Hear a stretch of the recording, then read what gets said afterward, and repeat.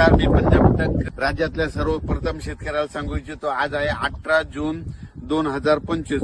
म्हणजे या राज्यामधलं हे आता जे वारं सुटलंय हे कम्प्लीट 24 तारखेपर्यंत असं वारं राहणार आहे, म्हणून हा अंदाज लक्षात येतात. 25 तारखेला हे वारं बंद होणार आहे.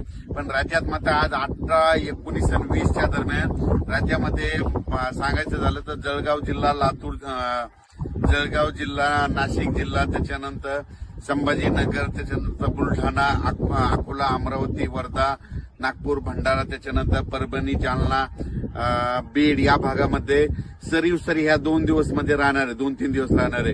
खूप काही मोठा पाऊस पडणार नाही, भाग बदलत पडणार आहे, सरी पडणार आहेत आणि ज्यांचं सोयाबीन पेरलेलं आहे त्याला जीवदान भेटणार आहे, म्हणून हा अंदाज लक्षात घ्यायचा.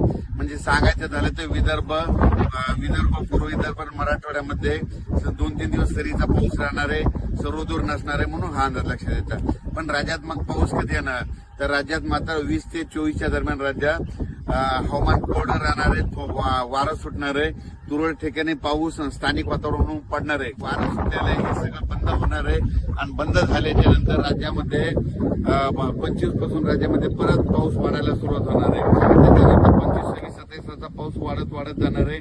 त्याच्यानंतर राज्यात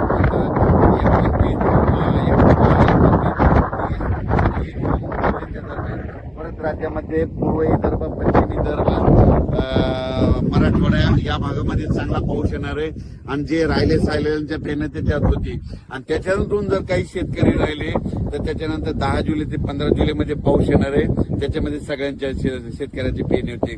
ज्यांच्या शेतात ओल असेल तर स्वतः निर्णय घ्या, पेरणीची काही करू नका, कोरडा असेल तर करू नका, म्हणून हे लक्षात येतं. ओल